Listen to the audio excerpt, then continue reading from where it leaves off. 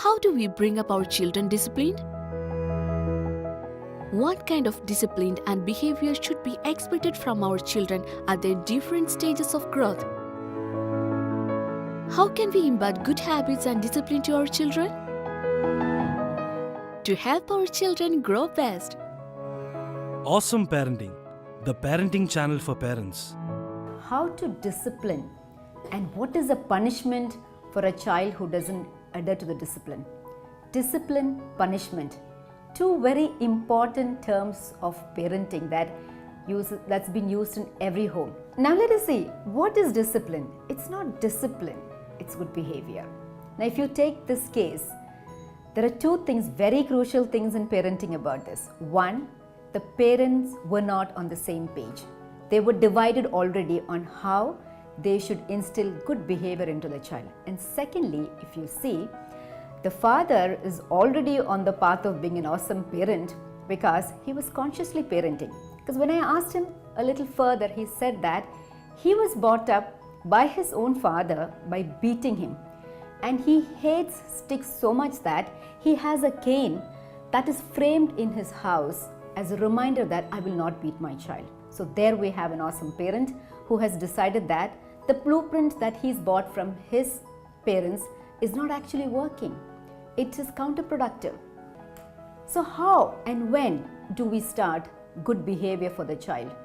Good behavior is a skill, and like all other skills like carpentry or driving, it can be learned. The earlier the better.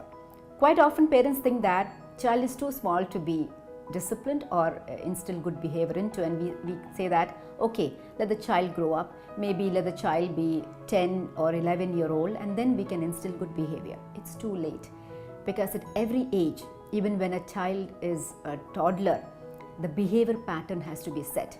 And where do this bad behavior come? Have you noticed? Quite often it's coming from parenting. A lot of parents come to me and say that the child is so addicted to TV that the child cannot eat food without the TV. So where does this habit come? It comes from when the child is not eating. To distract the child into eating, the mother probably switches on the TV. And the child is enjoying the TV, has no clue what is on the plate and has no clue what is going into the stomach. Then the child becomes smarter. Then the child wants TV every time he has to eat food. And then it so happens that one cartoon is over, second cartoon is over, and third cartoon is over, the child is still eating because the concentration is more on the TV and not eating. So if you look back at most of the bad behaviors, it's right before our eyes. We could have corrected it before it happening. So what do we do when bad behavior happens? There are two things that people follow. It's carrot or stick rule. The stick rule is what we generally say, spare the rod and spoil the child. That means if you don't hit your child gets spoiled. Now look at it. When you hit your child, what happens? It's your anger that is pouring on the child. The child may not have done such a huge thing that you have to hit the child, but you are angry at that point of time. That's where we have to be awesome parents. That's where we have to be conscious. What has the child done? Is it so big enough that I have to hit the child? And when you hit the child, there is no corrective parenting there. You're just hitting the child as angry as you are. If you're really angry, you really hit the child. If you're not that angry, you softly hit the child. You're just telling the child that what I cannot do as a parent, now let the stick do. All that you tell your child is, would you do that again? Would you repeat it?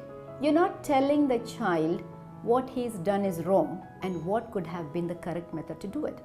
The other rule the parents follow is the rule of the carrot. That's if you do something good for a good behavior, you are going to get a reward, which is better working these days than the stick rule. But also we should remember one thing, that if you feed your child with carrot vegetable every day, the child is going to get fed up. So the carrot rule also we have to use sparingly.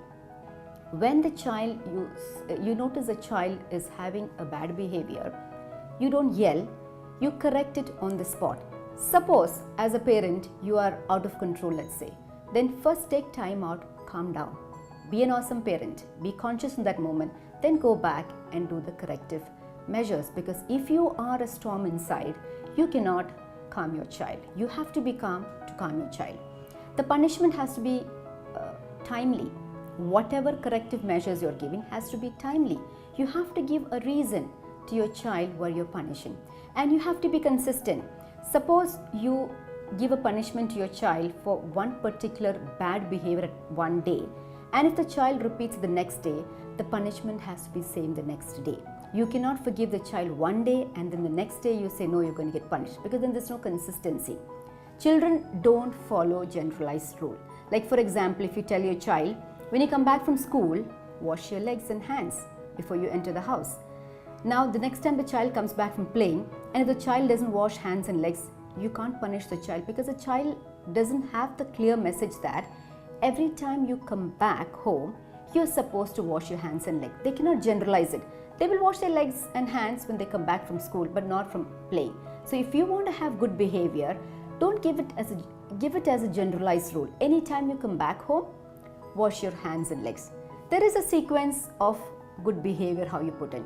First, tell your children what is acceptable behavior. Okay, tell your child this is acceptable behavior and this is not acceptable behavior. Secondly, give them a reason for it. Why is it not acceptable? Third, you tell them what happens, what is the consequence if the behavior becomes bad. Fourth, you take their acceptance. Is that okay with you? Then fifth, you follow it up. Is the child following this behavior? Is it going bad? If it is going bad, then you have to be flexible. You have to change the entire sequence. But to do all this, first of all, you have to be a conscious parent. You have to be with your child in the moment. Only then can you correct their bad behavior, because they're all the time modeling from you. So if you are calm, you can definitely calm your child too.